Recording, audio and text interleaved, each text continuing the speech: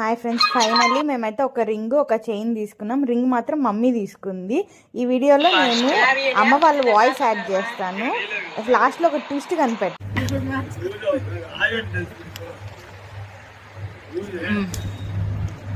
చూపి మమ్మీ కాదు, సబ్బు తగిలినప్పుడు జారిద్ది. జాగ్రత్తగా ఉన్నారు.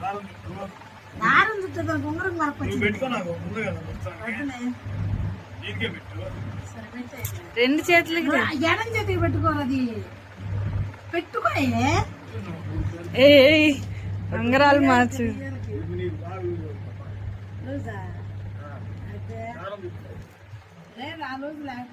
ఇది చూపి మమ్మీ. మా